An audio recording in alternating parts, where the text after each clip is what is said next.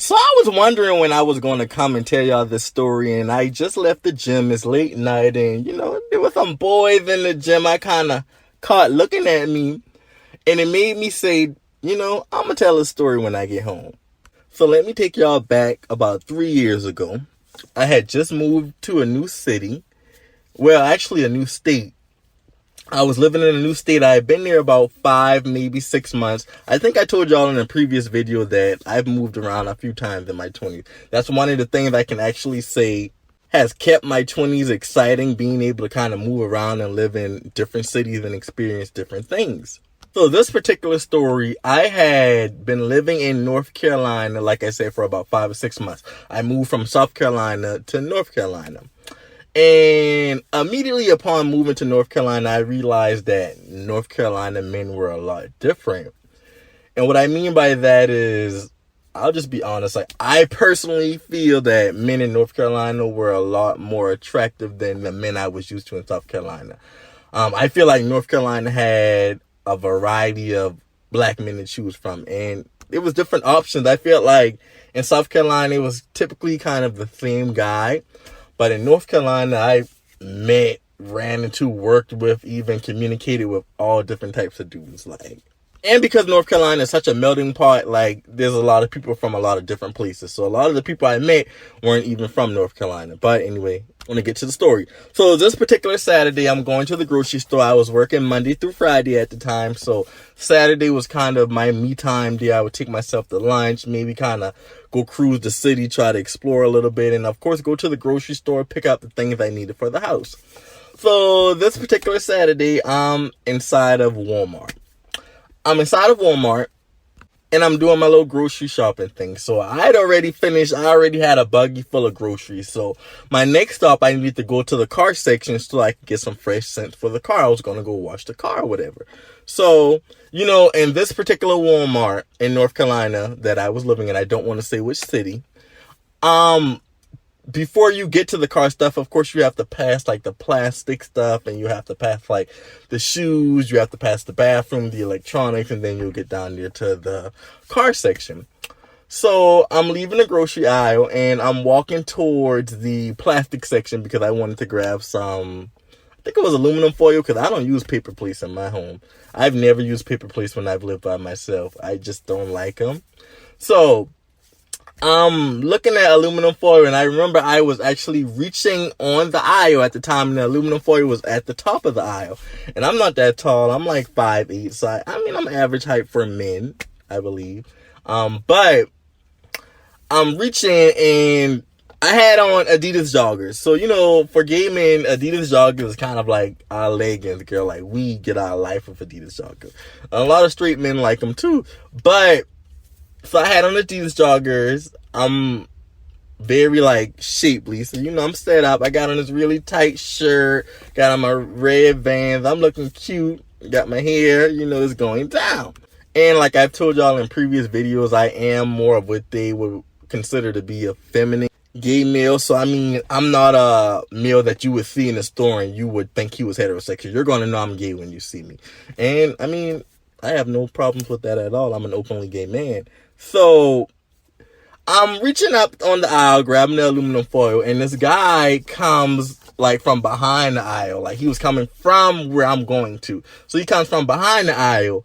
And as he's coming from behind the aisle, I'm reaching on top of the aisle, grabbing the aluminum foil, and I look over.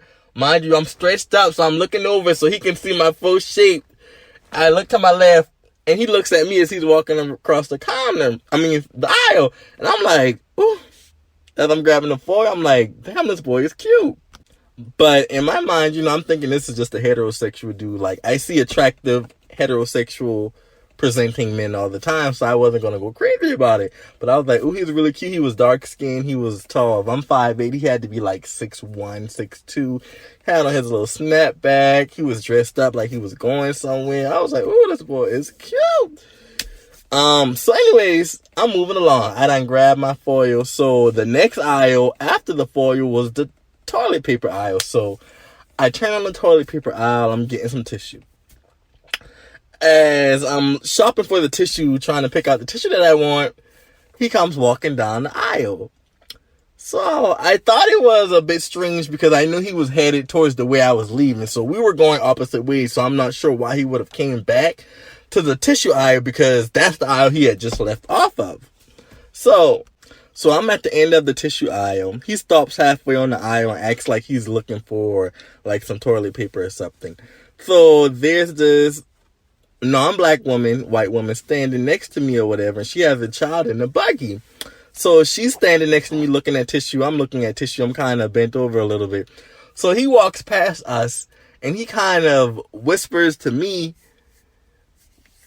"Damn, you got a fat ass." And I heard him and I kind of turned around and looked because, mind you, I'm looking at tissue, but I already know he's on this aisle. So I knew it was him because I can still kind of see him. And I'm like, gosh, does this lady hear you? Because she's right next to me. I'm being nervous, like I'm the Downlow one. And I'm like, oh my gosh.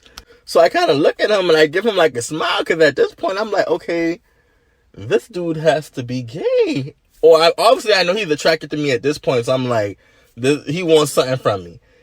But I'm like, I just in my mind, I know this is not an openly gay man. I've dealt with Downlow men before. I've met Downlow men before. So I was like, okay, I see what this is about to be. So he leaves off the tissue aisle. I finish shopping for my tissue. So I leave off the aisle. So like I said, I'm headed towards the car section. And by the way we met, he's already coming from that way. So I'm not sure why he went back that way. Obviously, he's scouting out where I was going. So obviously he has done this before, child, but that's besides the point. So as I'm passing the electronics on the way to the car section, he's coming back up from the car section again. So at this point, I'm pushing my buggy. I got a buggy full of groceries and stuff. And I'm pushing my buggy and we're walking towards each other. So if I'm looking straight, I would be seeing him. If he's looking straight, he would be seeing me. So as we get closer to each other, I'm trying not to look at him because I already know, like, I'm attracted to the dude. I already know I'm going to smile. Like, if he already whispered to me, so I already know what's going down. I'm still acting like, I don't know why I was acting shy. But this was new to me because I was not used to this in South Carolina. So, and I thought it was kind of cute in a way. So as we get closer to each other, I'm trying to kind of look down in the buggy, acting like I'm looking at my groceries. And as we get really close and we're about to walk past each other, I'm looking at him. He's looking at me. He's staring at me, smiling, gold teeth in his mouth. I'm like, oh my gosh, just chocolate boy with gold teeth in his mouth. He is so fine. And he's kind of licking his lips. And I'm like, oh, this boy want the kid. So I'm like, oh, at this point, I already like, look, he's attractive. I like this little game he's playing. Like, I'm with it. So I get to the car section. I'm grabbing my scents or whatever. He doesn't come in the car section. So I'm like, okay, maybe he left out the store, child. Maybe he just wanted me to know that he found me attractive. And I was okay with that. So get off the car section. I go down. Now I'm in Bath and Body with the soaps and everything. Toothpaste. So I'm on the soap aisle. You know, I only use Dove. So I'm shopping for Dove soap.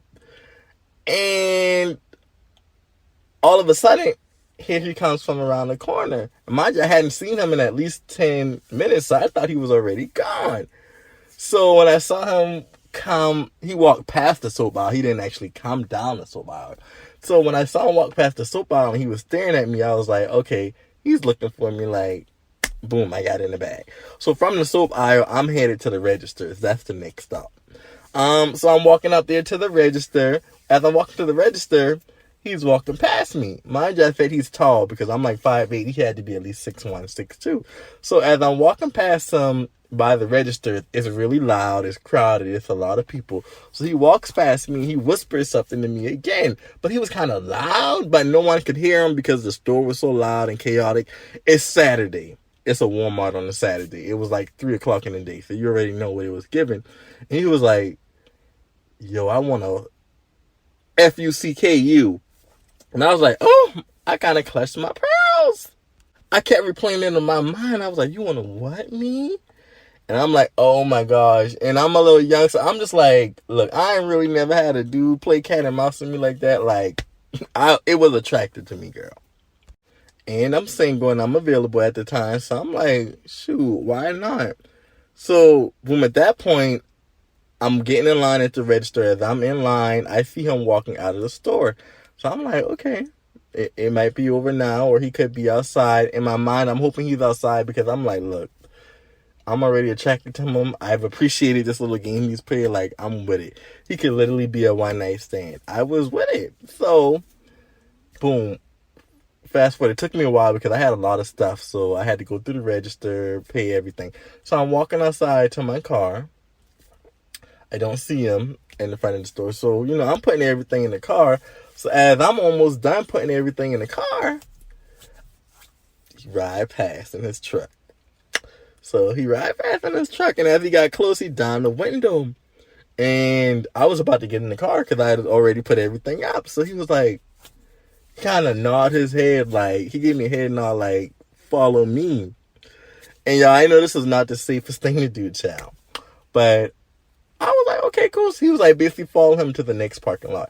And the next parking lot was a restaurant. So I was like, I'm safe. It's a crowd. I'm not going to his house. Not immediately like that. So, follow him to the parking lot. When we get to the parking lot, I pull up next to him. He jumps out the car. He jumps out the car and comes to my window. And I down my window. So, like, he got his head in the car. You know how guys do. He got his head in the car talking to me. Just smiling, excited. He's like, what's up with you? Where you from? Da-da-da. So, come to find out, we were both from South Carolina. And we were from somewhere pretty close, like, we probably were an hour and a half apart. Of course, we still would have never known each other. And I was 25 at the time. He told me he was 33. And I'm like, this dude looks really good to be 33. Like, I really thought he would have been a couple years older than me, but not 33. So we're talking. We exchanged numbers. He's just he's flirting with me the whole time. He's giving it up. Like, look. I was like, damn, you fine from the minute I saw you. You thick, da-da-da-da. He's asking me if I work out. A lot of guys, when they meet me, that's always the first thing. You work out? Da-da-da. They can tell I work out. So he's asking me if I work out. I'm like, yeah, he telling me he used to work out. He need to get back in there. But he still looked pretty good. Some guys are able to maintain themselves like that. So he was like, what you about to do now? And I told y'all I was on the way to the car wash. So I was like, well, I'm on the way to the car wash, da-da-da-da. And then I'm going to the house to put these stuff up. And he was like, oh, you going to the house? Where you live at? And I was like, oh, I live da-da-da-da. And he was like, oh, I live on that side too. And I was like, yeah, I live on da-da-da-da. And then he corrected me, and I was like, well, listen, I'm new here. You've been here a couple of years or whatever. So he was like, who you stay with, yourself? And I was like, of course I stay with myself. Like, I'm bossing up on him at this point. I'm like, boy, I'm 25. What do you think I stay with? And I could tell he thought that was attractive. He's like, oh, you stay by yourself. Cool. So he was like, what you doing later? And I was like, I don't have any plans. So he was like, I'm gonna hit you up. So I'm kind of rushing him because he's still at the car flirting and it's cute or whatever, but I want to get to the car wash and I want to put these groceries up. So I was like, okay, well, just text me. So boom, leave there. He's texting me while I'm driving. He was like, send me a picture. Send him a couple of pictures. He's like, oh, you cute, damn, you date, da-da-da. The whole flirting or whatever. So fast forward that night. I never heard from him. So the next morning, which I thought was weird, he's texting me. He's like, what's up? Yeah, I was busy yesterday or whatever. And I was like, child, this is trade as we say in the gay community. This is a Downlow man. He got something going on. So I was like, okay, cool. So he was like, where you work at? And I was like, where I work at? And I was like, I'm not going to tell you where I work at, but I was like, I work in like an office setting. And he was like, oh, cool. I mean, well, why you just can't tell me where you work? And I was like, I mean, I don't think it matters. I don't really know you like that, so I don't want you knowing where I work at. So he texted for a few hours. He texted me again, like, what you got going on? Da-da-da-da. When the game goes off, maybe we can chill or whatever. And I'm like, cool. I already told y'all, listen, I was single. I knew this wasn't about to be my boyfriend. I was just going to have sex with the guy. So I was like, okay, cool. What time does this game go off? Because I don't watch sports, so I don't know nothing about that. So then he asked me again, where do you work? So at this point, I finally told him where I worked at. And immediately when I told him where I worked at, like, he stopped texting. So then I text him back maybe a couple hours later, and I text him a question mark. And he was like, man, I just don't want nobody in my business, bro. And I was like, what? And mind you, the city that I moved to in North Carolina is a pretty big city. So I'm like, what's the odds of me being from South Carolina and you being from South Carolina and us knowing the same people. We're two different generations. Like, we're 8 years apart. I'm an openly gay man. You are not. Who would we really know? Unless it was maybe a woman I worked with. I don't know. My job was also so big and had so many people, I just didn't get it. So when I questioned him about it, I was like, what do you mean? Like, who do you know that works there that you think I would know? I'm trying to figure it out because I just didn't understand it. He just stopped texting me. And I stopped texting him. One thing about me, one man don't stop no show. Like, yeah, I thought what you did was cute. I thought you were attractive, but I'm an attractive, openly gay man. Like, I meet men. So it wasn't that big of a deal to me. Like, if you were nervous, and this is what I'm telling y'all about Downlow men, like, they'll do all that to get your attention, and then I don't get it.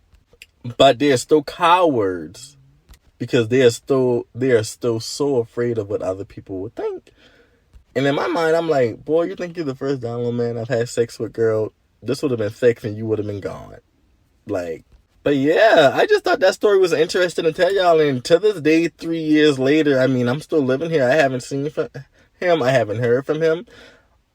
But based off the way we met, I'll never forget him. And yeah, I mean, sometimes the Downlow boys, they do leave a lasting impression. But that said, tell me your personal stories. Let me know in the comments. Have you ever met a Downlow guy in a grocery store? Have you ever had them question where you work, where you live? That might be my next video. Questions Downlow men ask. Let me know if y'all want to see that.